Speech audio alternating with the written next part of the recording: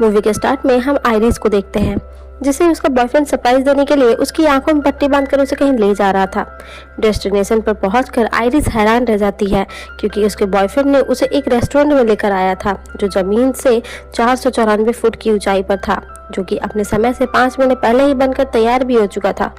Iris पूरे समय डरी हुई थी क्योंकि उसे ऊंचाई से काफी डर लगता था, पर जब वो दोनों वहां पहुंचते हैं तो वहां का मैनेजर उन्हें वहां से चले जाने को कहता है क्योंकि ऑलरेडी सभी सीटें फुल हो चुकी है। पर मैनेजर का ध्यान भटकते ही वो दोनों ही वहां अंदर चले जाते हैं। पर अब भी आइरिस डरी हुई थी, उसकी तबीयत थोड़ी ठीक नहीं लगती है तो वो वॉशरूम की तरफ जाती है। उसके जाते ही हम देखते हैं कि ऊपर लगी झूमर से एक क्रिस्टल टूटकर डांस फ्लोर पर गिर जाता है और डांस फ्लोर चटक जाती है। दरअसल ये पूरी डांस फ्लोर कांच की बनी हुई थी जिस पर ना जाने कितने ही लोग बिना डरे नाचे जा रहे थे। वहाँ वॉशरूम के पास आइरिस को एक लेडी मिलती है जो यह सिंगर थी।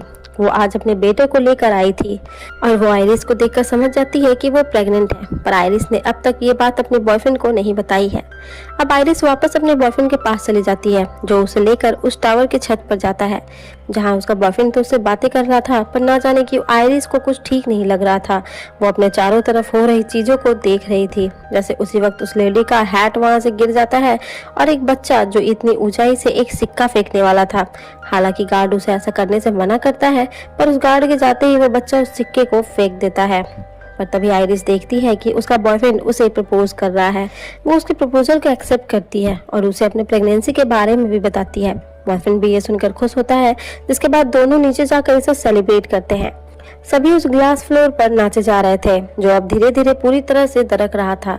वहीं बच्चे ने जो सिक्का फेंका था वो किसी तरह से वेंटिलेशन में घुस जाता है और एयर प्रेशर से खींचते हुए वो एक गैस के सिलेंडर से जा टकराता है जिससे उसमें लीकेज हो जाती है। वहीं सभी अपने धुन में नाचे जा रहे थे, पर तभी वो ग्लास फ्लोर अब टूट जाती है और काफी सारे लोग वहां से नीचे 494 फुट नीचे जमीन पर गिरते हैं जिससे उनकी दर्दनाक मौत हो जाती है। तभी गैस लीकेज के कारण ब्लास्ट भी हो जाता है जिससे वो पूरी जगह बर्बाद हो जाती है और बचे हुए लोगों में काफी लोग जल कर मर जाते हैं तो कुछ सीढ़ियों के टूट जाने से नीचे गिरकर मर जाते हैं। आइरिस का बॉयफ्रेंड भी फ्लोर से नीचे गिर चुका था जिससे उसकी भी मौत हो जाती है। अब भी कुछ लोग बचे थे, पर किस्मत आज किसी का भी साथ नहीं देने वाली थी। उस रेस्टोरेंट का आधा हिस्सा टूटकर नीचे गिर जाता है जिससे वहां सभी की मौत हो जाती है, पर वहां आइरिस अब भी जिंदा थी। वो देखती है कि उस सिंगर का छोटा बेटा भी अब तक बचा हुआ है क्योंकि उसकी माँ ने उसे एक बॉक्स में बंद कर दिया था। वो किसी तरह उसे बचाती है, पर आखिर में वो दोनों भी नीचे एक नुकीली चीज पर गिर जाते हैं जिससे उनकी भी दर्द भरी मौत हो जाती है। पर तभी एक लड़की चिल्लाते हुए अपने क्लासरूम में उठती है जिससे हमें पता चलता है कि ये सब कुछ इस लड़की का बस एक सपना था। इसका नाम स्टेफनी है। स्टेफनी जब भी सोती है उसे हर बार यही सपना आता है।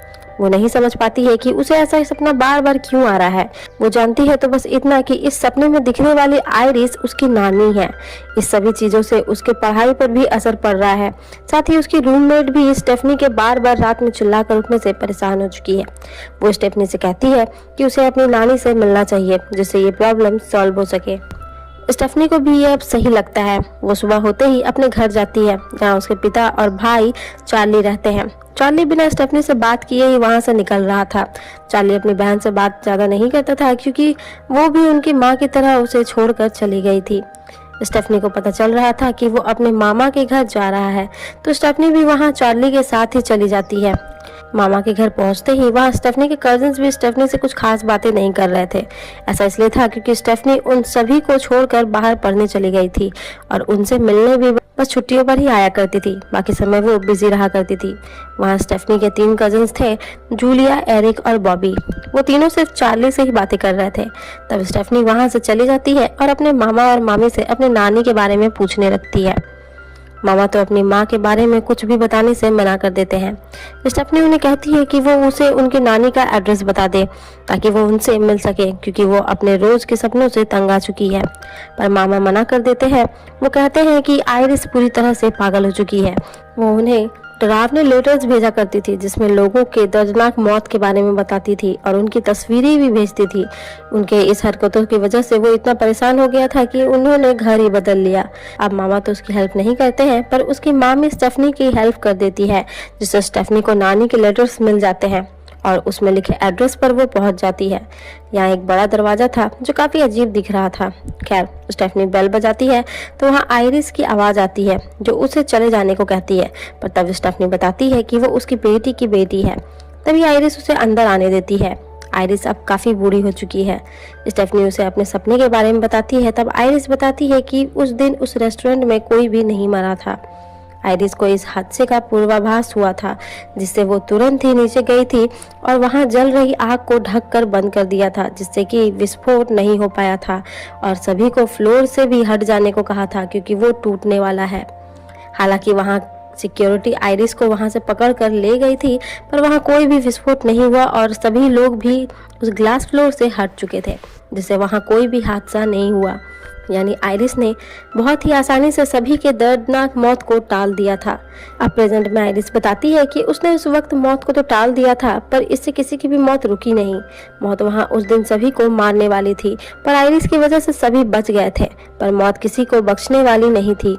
वो अब भी वहां मौजूद सभी लोगों को ढूंढ ढूंढ कर चुन चुन कर मार रही है। यहाँ तक कि उसने उसके हस्बैंड को भी मार डाला है, पर उसने अब तक अपनी मौत को रोक रखा है, क्योंकि उसका ये घर उसके लिए सबसे सेफ जगह है, जहाँ से वो पिछले 20 सालों से बाहर नहीं गई है, और इसी की वजह से ही वो अब तक उसकी जान बची हुई है। यहाँ आइरिस ने अपने परिवार में होने वाले मौत के पैटर्न को भी बना रखा था, जो वो स्टेफनी को देना चाहती थी, जिससे वो अपने परिवार की हेल्प कर सके। पर स्टेफनी को आइरिस की बातों पर विश्वास नहीं होता है और वो वहां से जाने लगती है। पर आखिर में ना चाहते हुए भी आइरिस स्टेफनी को वो बुक देने के लिए अपने घर से बाहर निकलती है और उसे बुक देती है। आइरिस को पता चल चुका था कि वो अब मरने वाली है, क्योंकि मौत तो ना जाने कब से उसके घर के बाहर ही उसका इंतजार कर रही थी। आइरिस स्टेफनी से कहती है कि वो जब देखेगी तभी उस पर विश्वास करेगी, और वो स्टेफनी को पीछे हटने को कहती है, और तभी गैस टैंक फटने से आइरिस की दर्दनाक मौत हो जाती है।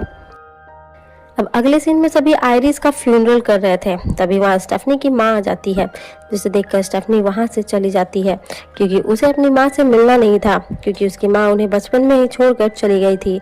इसलिए स्टेफनी अपनी माँ से नाराज थी। खैर, अब सभी अपने घर में पार्टी कर रहे थे, पर वहीं अपने हॉस्टल में बैठे स्टेफनी अपनी नानी की बुक को देख रही थी। तभी उसे फील होने लगता है कि वापस से किसी की जान जाने वाली है।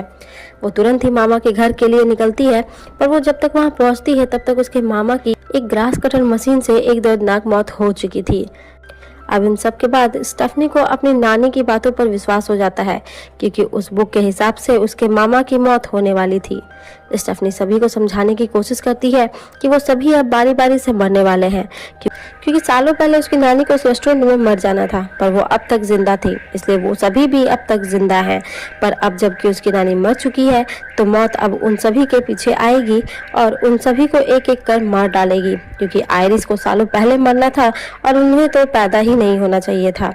इसलिए अब वो सभी भी मारे जाएंगे, और वो सभी एक पैटर्न में मारे जाएंगे, यानी जो सबसे बड़ा है उसका परिवार सबसे पहले मारा जाएगा।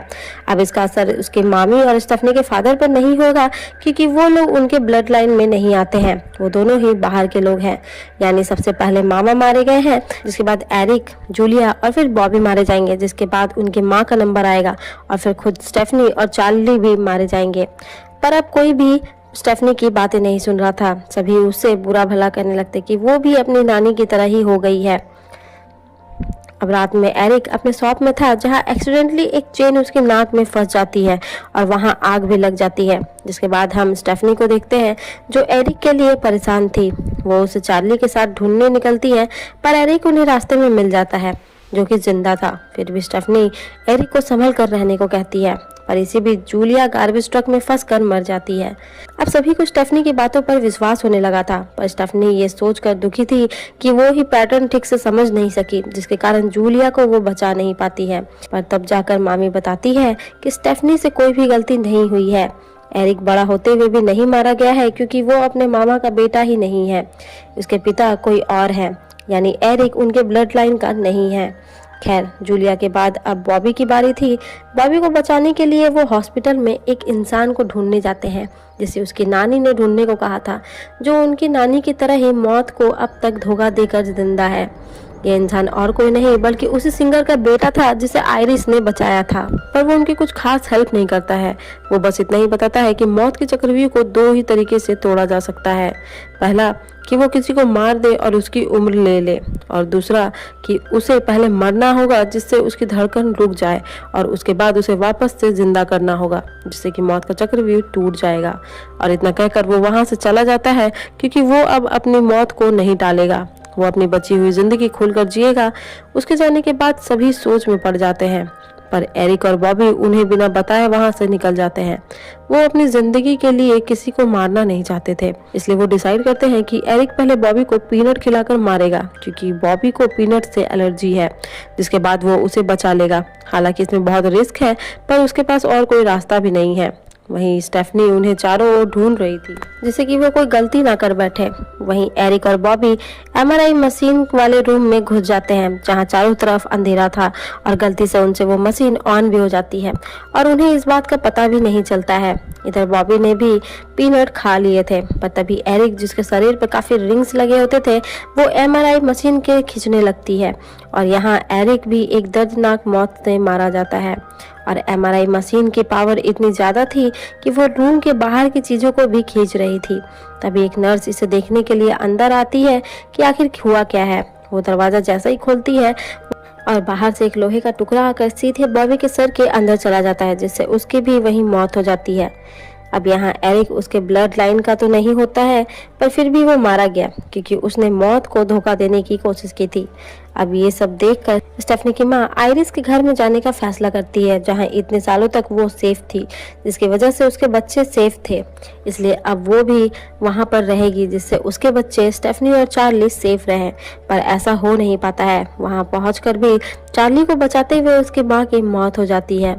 स्टेफनी भी गाड़ी के अंदर फंसी थी जो पानी में डूब रही थी, पर चार्ली उसे बचाने आता है, पर अब तक स्टेफनी मर चुकी थी। पर चार्ली उसे बाहर लाकर उसे सीपीआर देता है जिससे स्टेफनी जिंदा बच जाती है। अब क्योंकि स्टेफनी मरकर वापस जिंदा हुई थी, इसलिए उन लोगों ने मौत का चक्रव्यूह तोड़ दिया था, जिससे वो अब बच गए थे, और वो इस चीज के लिए बहुत ही खुश होते हैं। बस इन सभी में सभी के साथ उन्होंने अपनी माँ को भी खो दिया था। अब अगले सीन में चार्ली अपने एक दोस्त की पार्टी में जाने के लिए तैयार हो रहा था। उसके पिता और स्टेफनी भी वहां जाते हैं जहां फ्रंट के पिता चार्ली पर गर्व करते हैं कि उसने अपनी बहन को बचाया है, पर स्टेफनी कहती है कि वो मर चुकी थी और उसी के भाई ने उसे बचाया है। तब फ्रंट के पिता कहते हैं कि ऐसा नहीं है। पानी में डूबकर उस समय स्टेफनी की सांसें बस रुक गई थी, उसकी धड़कन नहीं रुकी थी, यानी वो मरी नहीं थी, वो उस समय पर भी जिंदा थी। अब ये सुनकर स्टेफनी और चार्ली के तो होश ही उड़ जाते हैं। तभी हम देखते हैं कि एक लेडी के पर्स से एक सिक्का गिरता है जो ऊंचाई से गिरता हुआ ट्रेन की पटरी पर जाकर फंसता है, जिससे पटरी ठीक से जुड़ नहीं पाती है। अब स्टेफनी को एहसास होने लगता है और वो चार्ली को भागने को कहती है, पर तभी ट्रेन का एक्सीडेंट हो जाता है और वो पटरी से निकलकर रास्ते पर आ जाती है और वो दोनों ही वहां से किसी तरह बचते हैं। पर तभी पीछे से लकड़ी से लदा हुआ एक ट्रक वहां आकर टकरा जाता है, जिससे चार्ली और स्टेफनी वहां से भाग पाते उससे पहले ही दोनों उन लकड़ी से कुचल कर मारे जाते हैं। यानी मौत ने अब अपना काम पूरा कर लिया था। उसने उस रेस्टोरेंट में रहे सभी लोगों को मार डाला, साथ ही उनके बच्चों को भी मार डाला था। अब जाकर उसका काम पूरा हो गया था। और इसी के साथ ये मूवी यहीं खत्म हो जाती है।